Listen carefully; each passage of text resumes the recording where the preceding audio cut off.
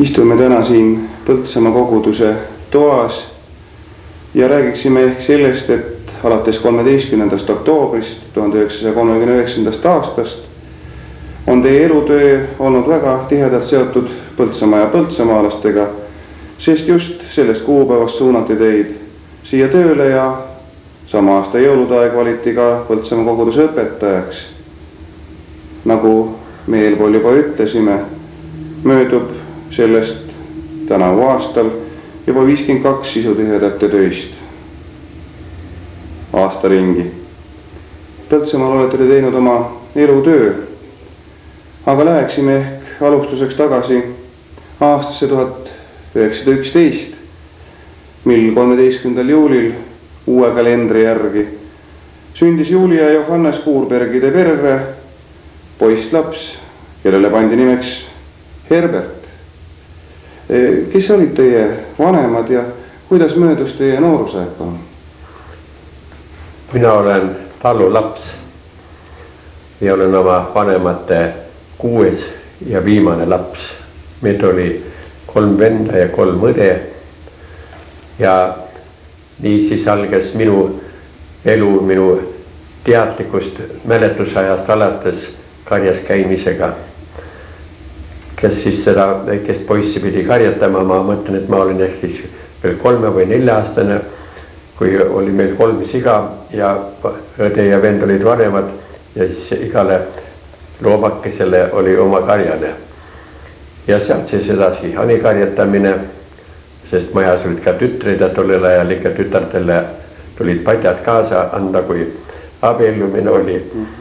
Ja siis juba lambakarjad ja siis päris need sarvloomad, nii et ma olen väga palju karjas käinud ja võib-olla see on üks hea kool olnud, sest seal on palju aega mõtelda, olla üksinda ja teiseks olla looduse keskel. Kui ma olin 8-aastane, siis ma läksin kooli, see oli Raasiku vallas Haljava algkool, 6-klassiline. See aeg ta veel ei olnudki 6-klassiline, vaid siis tuli iga aastaga 1 klass juurde, kuni ta sai 6-klassiliseks, aga juba 2 lendu enne mind lõpetasid selle 6-klassilise kooli. Ja see lõpetamine oli algus oli 19. aastal, alghariduse lõpetamine 1925. aastal. Ja siis oli muidugi juba teatavat eelahkmel olek, sest me ei olnud mitte majanduslikult nii heal järjel, kuigi oli ju talu, aga need Põhja-Eesti talud just väga viljakad ei ole ja teiseks, et lapsi oli mitu. Ja vend, kes oli minust 2 aastat vanem, käis Tallinnas õpetajate seminaris ja õde käis ka Tallinnas, oli Kaarli gümnaasium.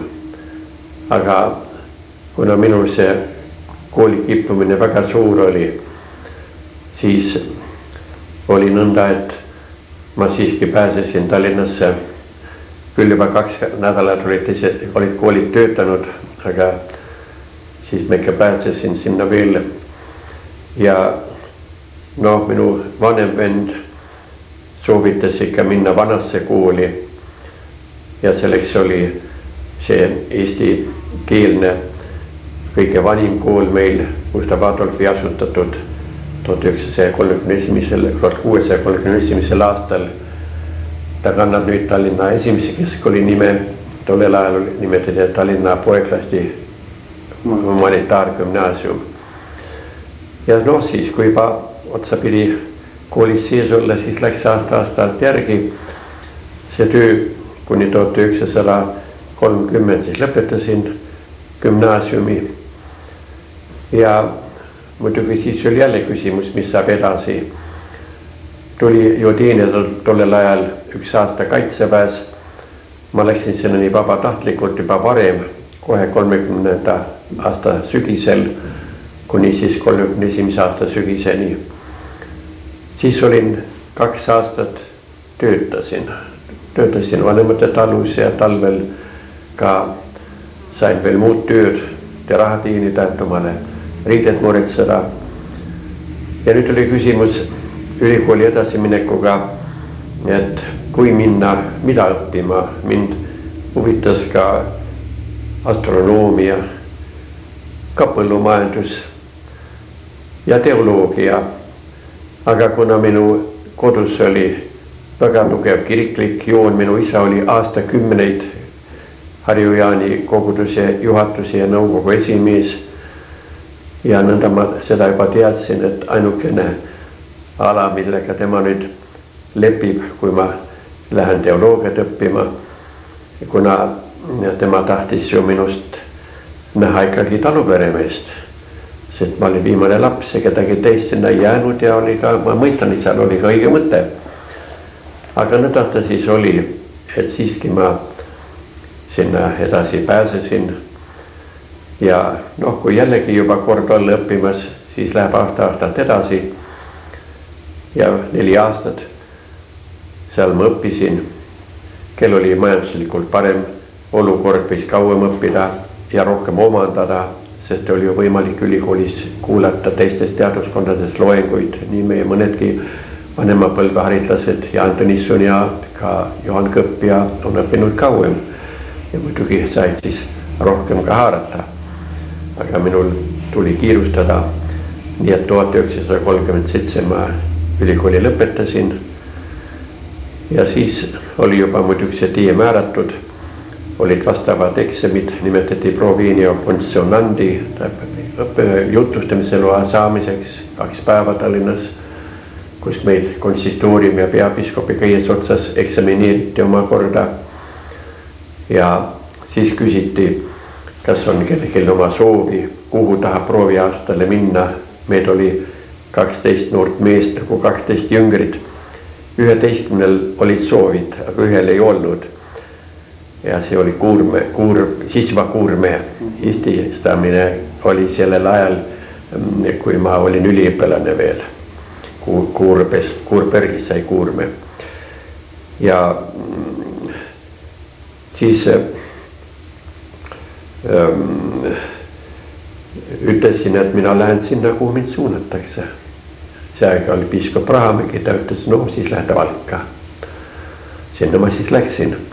Prooviaasta pidi kestama 1 aasta, aga kuna meid oli seal aeg nii palju õpetajad, meil ei olnud mitte kohti, siis me olime 1,5 aastat prooviaastal ja siis meid ordineeriti Tallinna Toomkirikus üldkiriku vikaarõpetajateks. Ja siis oli muidugi jälle vastavad eksamid 3 päeva enne seda ordinatsiooni.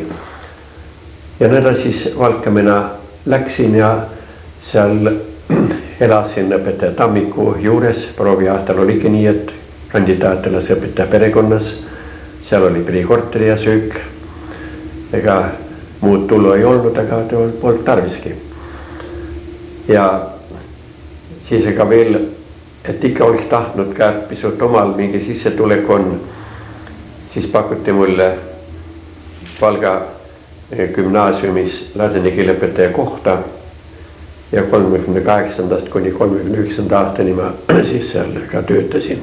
Oli 10 tundi ladini keelt nädalas 2 klassi peale. Ja sealt juba edasi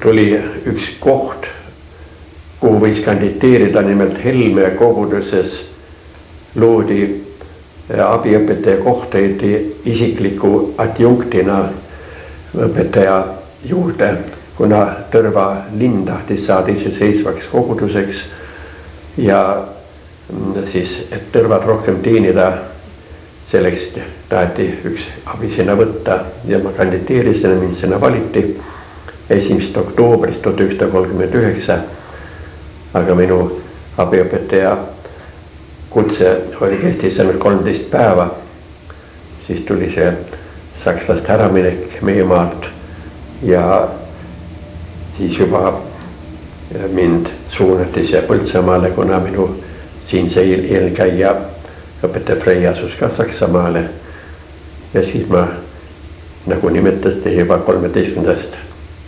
oktoobrist 1939 siia tulin ja olin siis tänaseni.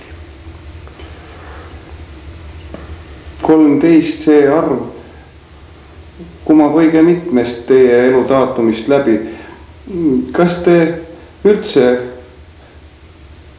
suhtute kuidagi sellistesse arvudesse või noh, on see lihtne selline ebausk, aga teile tundub see arv 13 olema küll lausa selline õnnenumber? Jaa, ma ütlen sitä arvoiden mystiikat, jota väga ei harrasta, aga siis ma võin küll ütelda, et minu elus on see number 13 alati olnud väga hea. Kui mul oli seal eksamile minek 13. kuupäeval või järjekorras 13, siis läks kindlasti ka kõige varem. Ja jõudsimegi me siis nüüd sellesse etappi, mis on teie elus olnud vast kõige mahukam ja kõige tähtsam. Te tulite Põltsamaale. Kuidas siin hakkas teie teenistuskäik Foorum? No kõigepealt tööd oli väga rohkesti. Eelkäija oli õpetaja poeg, tema isa oli emeritus, aga elas ka siin, abistas poega, siis oli siin ka praktikant ja ka juba üks kohalik Põltsamaa koguduse liige, kes lõpetas teoloogia, oli siin prooviaastal ja töötas ka siin edasi, nii et siin oli ka tööjõudu rohkem. Ja muidugi oli vana Köster. Köster jäi ka minu kõrvale veel. Tööd oli palju, aga noh, eks oli ka noorus veel. Ja kogudus suhtus väga hästi ja ta on minu vastu liiga hea olnud kogu aeg siiamaale. Ma ei ole seda väärt ega teenid, aga kogudus on tõesti minu vastu olnud väga-väga hea. Nii et ma võin öelda, et kogu see tööaeg on olnud kerge, sest ei ole mingisuguseid konflikte olnud kogu selle aja jooksul. Ja olen suutnud kuidagi selle töö ära teha. No samaaegselt kirikuõpetaja ametiga te aastal 1939 olite ka õpetaja ju Põltsamaa gümnaasiumis või õigemini alates aastast 1939. Räägiksite ehk sellest ka pisut? Ja minu eelkäija õpetaja Erik Frey oli ka koolis lätine keele õpetaja ja kui tema ära läks, siis jäi see koht vakantseks ja ei siin olnud õpetajad, kes oleks võtnud selle oma hooleks. Oli küll neid, kes noorematest klassides õpetasid. 3 aastat oli lätine keelt ja kõigis nendes viimates 3 aastal 5 tundi nädalas. Ja siin oli just 12. klass ja seal tuli juba Horatiust ja selliseid asju nagu ulatuslikumalt õppida ja tolleaegne direktor Reinvaller käis mind palumas, et kes mina võtaks need tunnid, ma ütlesin ära, et siin on suur kogudus, ma ei jõua nii palju võtta, ta käis ikka uuesti, tunnid jäid ära lihtsalt. Ja no siis tulid ka need tunnid lisaks, nii et 38, 1939, 1940 olin siis siin gümnaasiumis lätine keele õpetajaks paralleelselt. No ja siis ka vist aastast jälle 41, aga sellest me räägime hetk hiljem, sest vahepeal tuleb aasta 1940. Mis siis muutus Põltsamaa kiriku ja teie elus? No, koolitööst siis jäin kõrvale, kuna ma enam sinna ei sobinud oma ameti tõttu.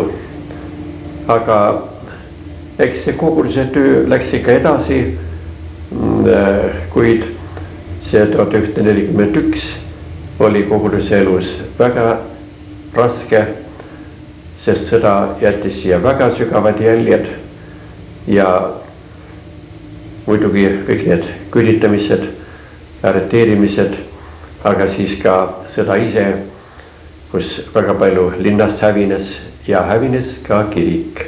See oli 14. juulil 1941, kui kestis siin lahing, siin oli lahing 11 päeva. Sakslased tulid väiksema jõududega, arvates, et siin kõik läheb nii kergesti, aga siit nad löödi tagasi, nad tulid Võisikuni ja sealt löödi nad mitu hulga kilomeetrit Viljandi poole ja siis algas ja lahing hommikuti juba varakult vahest kella 5 suurtükid hakkasid paukuma.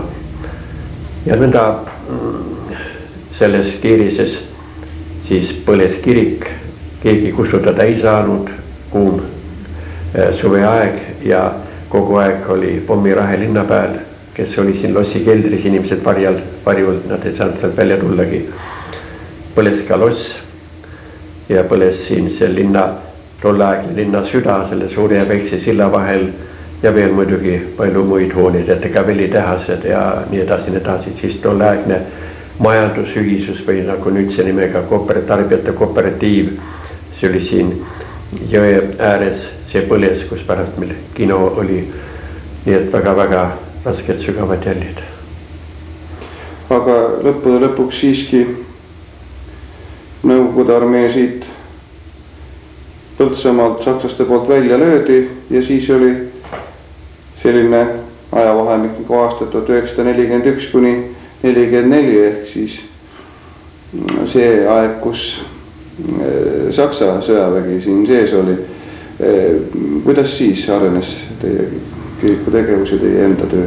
Ja meil ju kirik oli põlenud, siis meie jumalatiinitused said peetud Liirimajas, seal üks 80 ruutmeetrilise põrandapinnaga saal ja kõrvaruumid.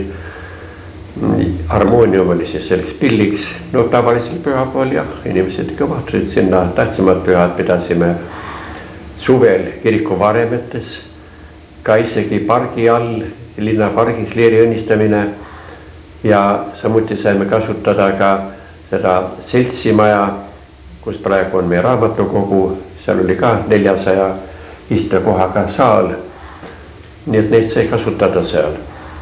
Nii et teenistus said ikka veetud kogu aeg. Ainult see väikene vaheaeg seal, kui päris lahingute aeg, siis küll paar pühapäeva muidugi ei olnud teenistust. Ja samaaegselt siis need 3 aastat olite te jälle uuesti õpetajaga koolis? Ja siis olin ma usuõpetuse õpetaja, mõnedele keelt ei olnud too aeg, nii et 41 sügisest kuni 44 aasta kevadini oli usuõpetuse õpetaja ja no siis kui uuesti jälle sõda läbi läks, siis olin veel 1 aasta seal veel see filosoofia ja eelkursuse tunnid. Selle kohta on teil ka nii mõndagi huvitavat meenutada, ma tean.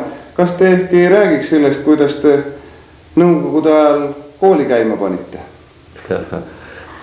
Jaa, see oli nõnda küll, et meil tuli kiri koju, et olete määratud direktori kohusetäitjaks ja kool käima panna. Ja see kiri tuli teile andestust? See tuli kohalikust täituvkomitteest. Kohalikust täituvkomitteest. Ja eks juba neil nähtavasti siis tuli Viljandist, me alusime jo Viljandis ja haridusosakonnast selline korraldus ja nemad siis edasi siin talitasid. Ja mina läksin siis, tänasin väga usalduse eest ja ütlesin, et mul on ikka koguduse töö ja et kõik ei jõua mitte, aga kunagi, kuna siin Saksa okupatsiooni ajal, eriti viimasel aastal direktor oli seotud muude ülesannetega ja see kooli juhtimine oli põhiliselt minu hooleks. Mitmel korral võeti kooli ruumid ära ja me pidime paigutama kuskil linnas leidma vastavad ruumid ja nii, et sellega ma tegelesin. Ja minu siis ütles ka nõndamoodi, et no, et sellele Saksa okupatsiooni ajal te ikka töötasite koolis, et kuidas siis nüüd enam ei jõua. No tuli siis seda tööd jätkata. Koolimajas oli Nõukogude sõjavägi, aga nad väga viisakalt võtsid minu palvet kuulda, et nad vabastavad koolimaja ja just ruttu vabastasid ja organiseerisin Tischlerid, kes selle parandasid, mis seal oli vigastatud ja parandasid pinke seda teist. Ja oli muidugi raskusi kooliõpetajate leidmisega, sest seda oli meesõpetajad kõik laiali paisanud ja ka osa naisõpetajad, kuhu nad olid läinud. Aga kuidagi siiski õnnestus, et ma sain õpetajad ja tublid õpetajad ja saime kooli käima. Oleks juba oktoobri algusest saanud kohe, aga Viljandi haridusosakonnast öeldi, et oodake, et paneme üle maakonna ühe korraga ja 12. oktoobrist 44 siis sai kool käima, sai need tunnikavad tehtud ja kõik muud ja siis varsti mõne nädala pärast ma palume, et mind nüüd vabastatakse, et ma olen ikka selle ülesande täitnud. Mulle ütles haridusosakonna juhataja, et miks ära lähete, ega meid ei vastu pole. Ma ütlesin, et ega ma ei jää ootama, kuni teil minu vastu tuleb, see niikuinii tuleb, et ma tahan ausalt ära minna. No võtke vähemalt 3 tunnid ja leidke ise omale, kellele see ülesanne edasi anda. No, leidsin siis ka ja siis mis tunde ma siis ikka võtsin, seal oli see filosoofia eelkursus, loogika ja psühholoogia, need tunnid mul siis olid veel kuni 45. aasta kevadeni. Siis tuli jälle ladina keel kooli, aga siis oli ma juba minu ideoloogia enam ei kõlvanud kooliga ühte. Ja siis tulebki teie elus see kõige vast ehk huvitavam, aga ka kõige keerulisem ja raskem ajajärk. Oli vaja asuda taastama seda purustatud kirikut.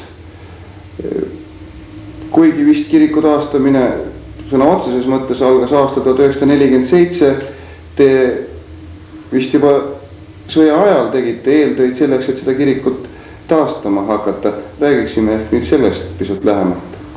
No kiriku taastamine minu mõttes algas siis, kui siin 21. juulil lahingud lõppesid ja algas see Saksa okupatsiooni aeg siin meie linnas juba. Ja kui ma siis tulin, ma olin ka linnast välja läinud paar kilomeetrit seal sõjakäras, sest siin oli nii kahtlane olla. Ja kui ma tulin tagasi ja istusin siia kiriku sees varemete vahele ühe kivi otsa, mis oli ühe koori toetussamba alune. Ja sealt siis algas see taastamine. Et me mõtlesin, et oleks kõik põlenud, mis minul oli see kirik põlenud ja minu asjakesed ja see on kõik tühi asi olnud. Aga kuhu läheb kogudus? Ilma koduta. Ja nõnda siis see taastamise mõte oli ja algasime kohe ikka ka midagi tegema. Ja me saime juba siin sõja ajal muretseda palke. See oli nõnda, et nõukogude esimesel perioodil võeti väga palju palke maha siin linna lähedases metsades ja kõik ei jõudnud mitte ära venada. Ja mina mõtlesin nõnda, et need on ikka Eestimaa palgid ja Eestimaa mets ja et miks üks või teine võõras võim neid siis peaks ära viima. Ja läksin Tallinnasse ja kuidagi moodi see oli ka jälle teatav niisugune risk seal, aga mulle anti luba, me saime 400 tihu palke osta.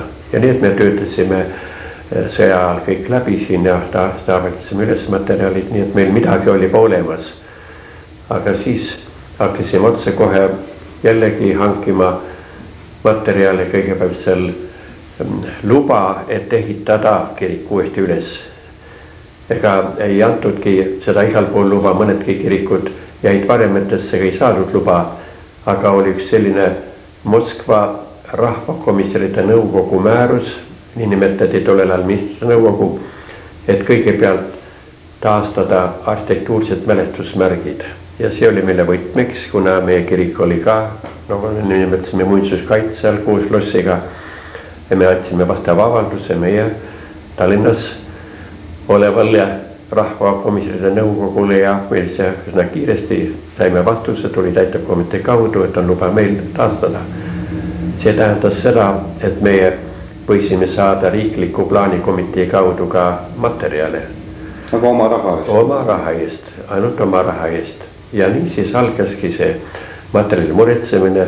Meie ei tahtnud mitte üleliia kiirustada, sest siin tuli ju kohe krohvi ja lubjatüüd müüride juures ja me teame seda, et kui nii visata ainult vett lubja peale ja kohe panda seina, see ei ole veel õige lubi mitte ega õige krohv, nii et meie saime lubja vedada ja kustutasime tema nii-öelda lubja vikiks, tegime tema augus ja üht kui teist varusime juba valmis. Ja tegelik taastamise töö algas 1947. aasta kevadel. Siin saime müüritöölisi seal Peipsi äärest, need olid tuntud müürimehed, vene rahvusest inimesed, Mustveest ja Kallastelt olid nad. Ja siis ka Eesti ehitusmehi oli saada tollel ajal veel vanu mehi ja me saime tublid töölised kõik. Nende meie 47. aastal oli see töö ikka väga hoogne, me saime siis juba viia hoone katuse alla ja nii aastalt edasi. Ja olid siis müürid 47. aastal, kui te hakkasite nii põhiliselt taastama, päris maatasa või oli ikka midagi püsti ka jäänud? Oi, need müürid on sellised, mis seisavad 100 aastaid. Me nägime väga palju vaeva, kui sealt mõnda kivikest tahtsime kätte saada. See oli ka selline lubi, mis tõesti sidus kivid. Ja me imestasime isegi, me mõtlesime, et võib-olla tuleb pealt müüri üks pool meetrit või ära lõhkuda. Aga kui me saime tellingud nii kaugel, et sai sinna müüri peale minna, siis ei olnud mitte midagi muud, kui võtta labidesse luud ja pühi pealt ära see lahtine praht ja sealt mitte midagi ei olnud vaja lõhkuda. Ja algas siis kohe see karniisi ehitamine sinna peale. Me Kiviaiga muretsesime, nii et see lõpmata tugevad müürid, need pidasid tulele ja veele vastu. Ja aastal siis 1952 oli kirik nii kaugel, et võisite siin sees juba jumalateenistuse pidada. Jaa, meie ehitasime ju põhiliselt ikka soojal ajal talvel seisis töö enamikul aastatel. Viimasel lõpul küll ka ikka siiski talvel meil käärkamber oli töökojaks, seal olid meil vastavad tisleri tööriistad, ka saag ja muud vajalikud.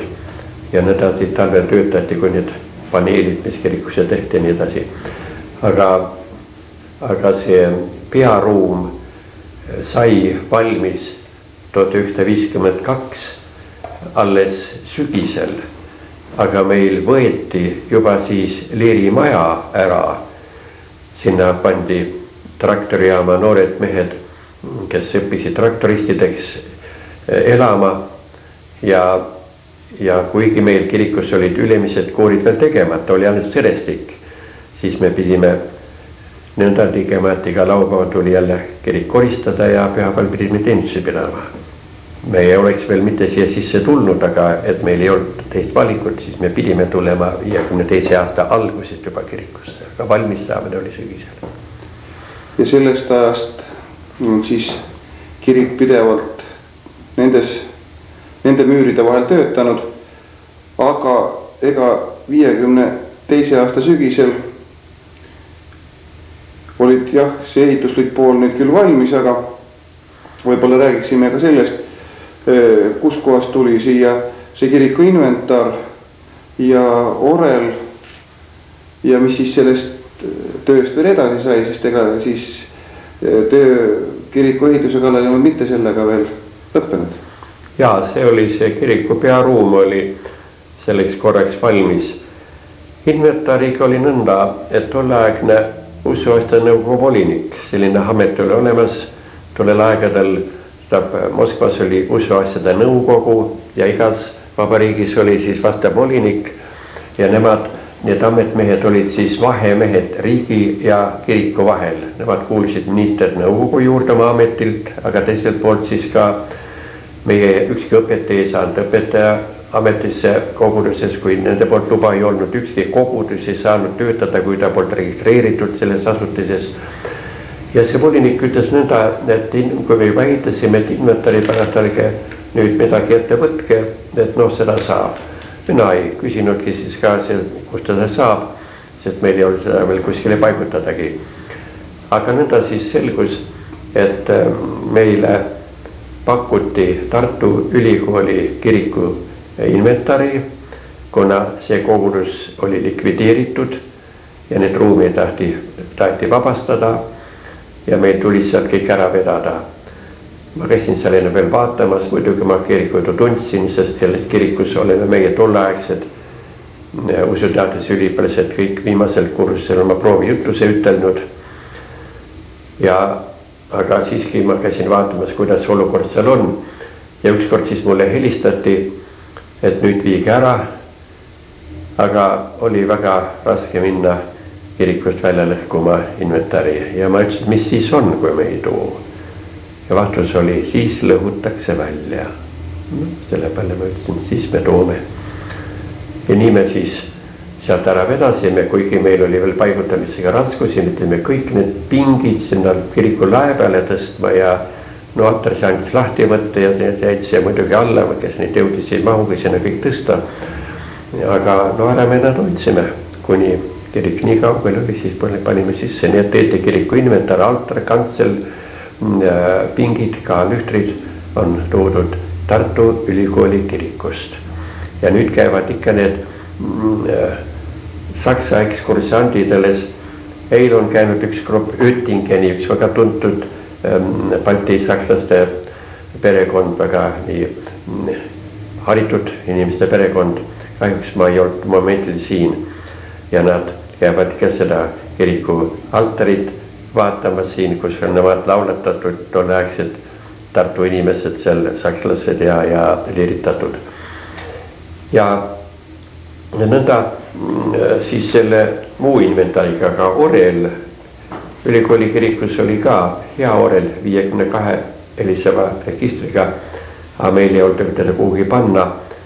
Ja kui sai valmis Tallinnas Estonia teatrimaja ja kontserdisaal, see ju ka sõjas hävines veebruari pommitamisel 1944, siis anti see Tartu Ülikooli kiriku orel Estonia kontsertsaali paigutamiseks ja seal tema oligi, nüüd hiljem seal ehitati uus orel, sinna tsehhid ehitasid.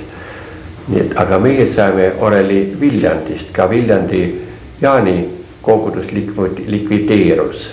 Seal oli väikene Eesti kogudus, enamikus olid seal sakslased viimastel aastakümnetel ja kui sakslased 1939 ümber asusid, siis jäi see kogudus väga väikseks ja ta ühines seal mõne aja pärast.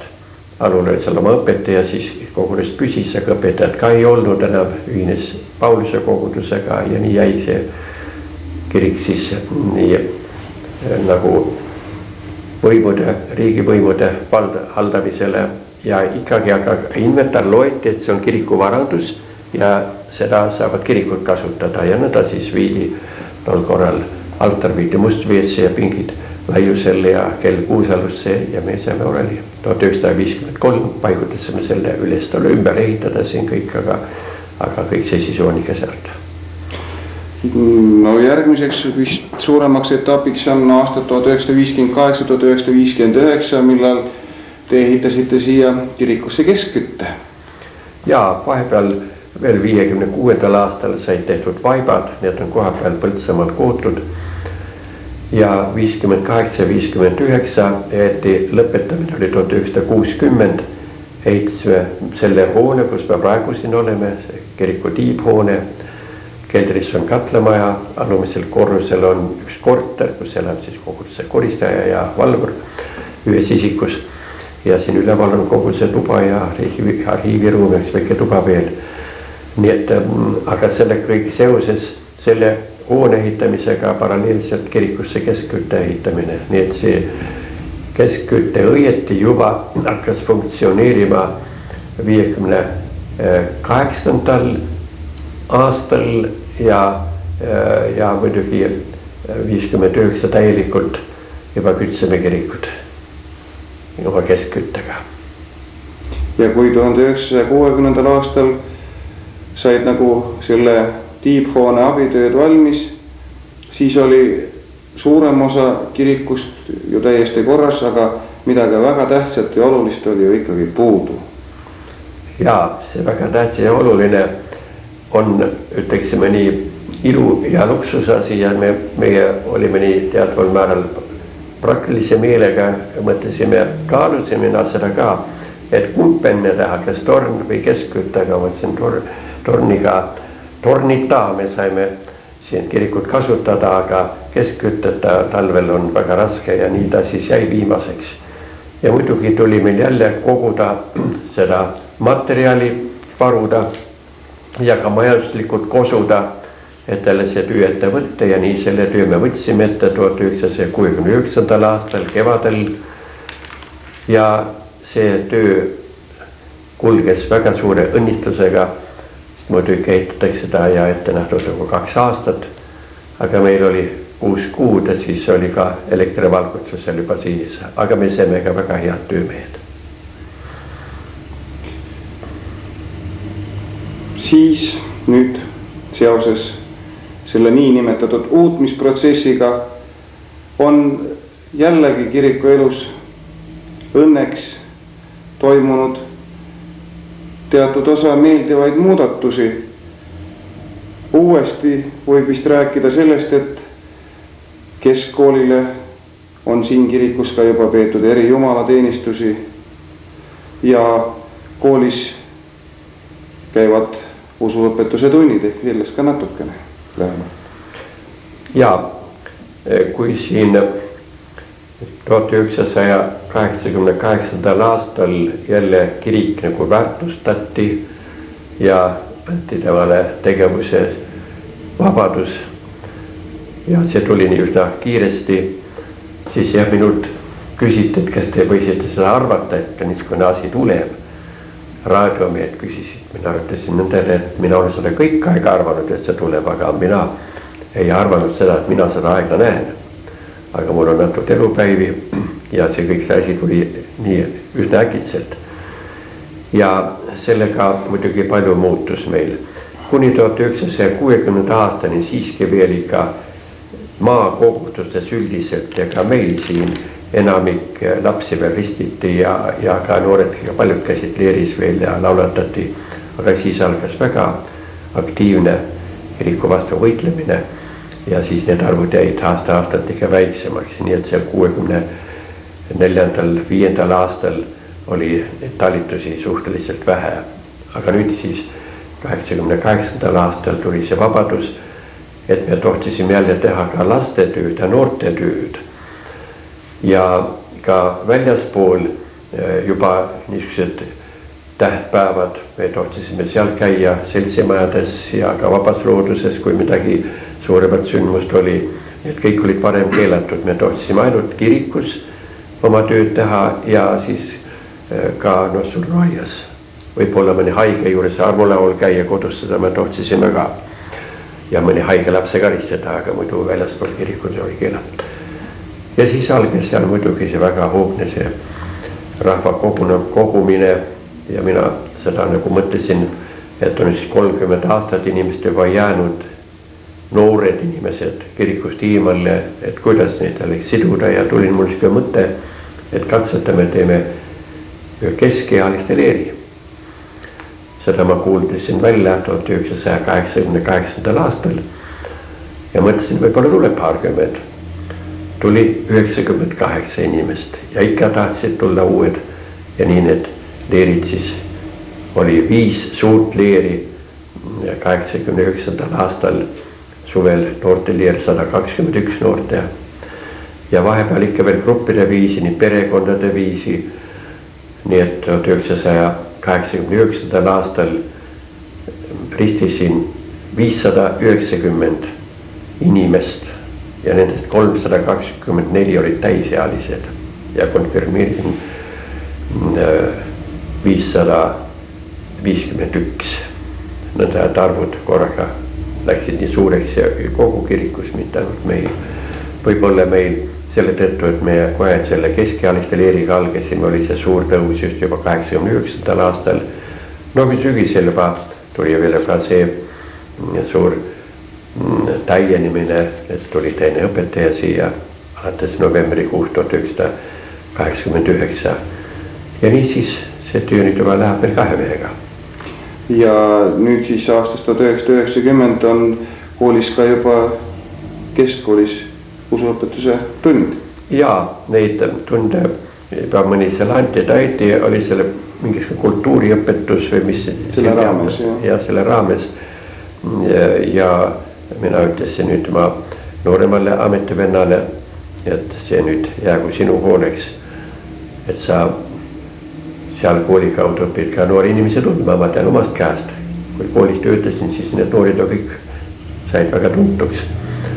Ja samuti, et minu aeg on hakata nüüd natuks juba astuma rohkem kõrvale aastate tõttu. Võib-olla räägiksimegi nüüd sellest, et ehkki suurem osa oma töödest ja tegemistest olete te pühendanud Põltsamaa kirikuelu edendamisele, olete te ju ka ometi leidnud aega ja võimalusi osaleda Eesti Evangeelse Luteri kiriku tegevuses tervikuna.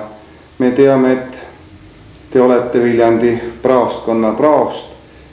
Ehk te räägiksite ka oma nendest teistest suurtest ametitest pisut lähemalt.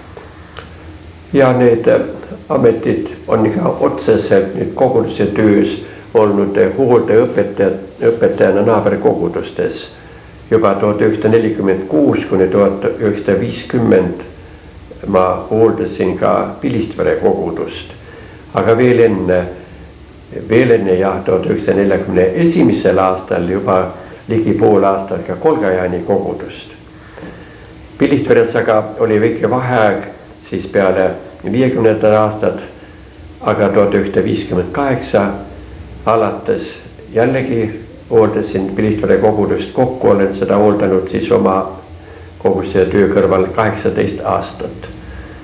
Siis on tulnud ka veel Kursi kogudust hooldada, seal ka oli lühikesed perioodid, kus ma täiesti üksinda olin ja vahest käis sinna või oli seal mõni asetäitja, aga seal ikka üsna palju on tulnud sellega kogudusega ka töötada. Siis olin ma alates 1972. aastast meie noortekaadri ettevalitamise asutuses, see on usuteaduse instituut, mis loodi Tallinnas konsistooriumi juures, kuna ülikoolis teoloogia fakulteet oli suletud. Ja niisiis 1952 kuni 1990, 18 aastat olen ma seal töötanud. 1972 vabasti ja 1990, seal tegelikult usuteaduskateedri juures oli antud ka seal dotsendi nimetus. Ja see oli siis selles õppeasutuses. Peale selle olen ma olnud Viljandi praostkonna praostiks alates 1. novembrist 1978, alguses kohusetäitjana ja siis juba sama aasta lõpul valiti praostiks kuni tänaseni. Siis olen ma olnud ka konsistooriumi liige. See kestis ka siin üle 10 aasta. Nimetati konsistooriumi assessor, meie kiriku keskvalitsus või kiriku juhtkond, juhtimine toimubki peapiiskopi ja konsistooriumi kaudu. Peapiiskop on nii-öelda konsistooriumi president ja siis 6 liiget on selles konsistooriumis õpetajate seast. Nii et ka seal on olnud üle 10 aasta. No siis ka need komisjonid veel seal, agenda komisjon ja piiblitõlkimiskomisjon selle liikmena seal. Nii et need kõrvalülesannet on olnud.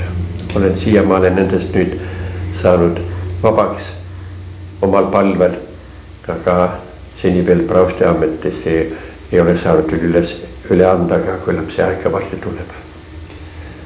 No ma loodan, et te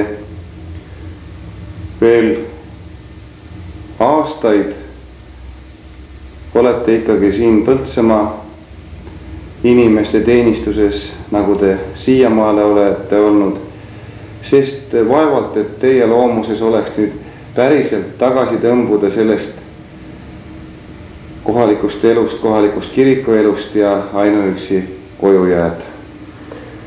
No meil on siiski ka omad eeskirjad. Õieti 70 eluaastani võime me töötada, siis koguduse palvel võidakse pikendada meie tööaega ja see kogudus seda palus 5 aastat sai pikendust. Aga siis kui ma 75 aastat täis sain, siis kogudus palus veel 5 aastat. Ja nüüd on see 5 aastat ka täis saamas. nõnda, et päris korra järgi oleks ikka aeg juba kõrvale astuda. Aga ma olen küll teisi ise agiteerinud, kes on juba elatanud õpetajad, et meil on väga suur kaadripuudus, nagu seda nimetatakse nüüdsel ajal. Et meil ei ole nii palju õpetajaid kui kogudusi, et töötagem veel, kellel on tervist. No praegu mul on tervist olnud, aga teiselt poolt ma ikka ütlen seda, mis on üks väga tark ütlemine, et liblikas peab oskama surra, kui paistab veel päike. Ei pea mitte surema, aga tähendab kõrvale astuda. Et ei peaks mitte nii kaua olema, kuni kõrvale, kui lükatakse, vaid peaks isegi kellal ära minema, nii et ma ikka juba selle vastu valmistun. Aga sellega poolest, nagu te ise äsja ütlesite, et kaadriprobleemid on ka teil praegu veel küllaltki teravalt üleval. Mina sooviksin teile küll veel jõudu ja muidugi tervist järgnevateks aastateks. Jah, tänan väga.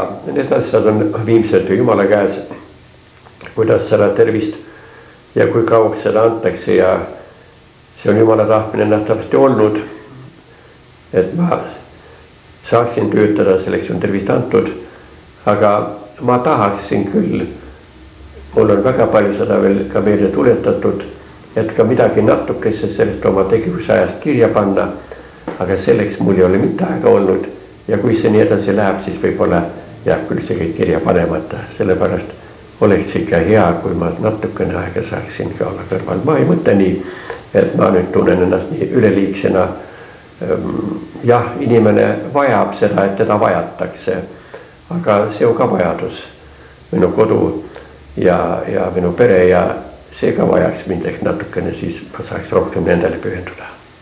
Jõudu teile siis mälestuste kirjutamisel. Ja tänan väga. Aitäh teile.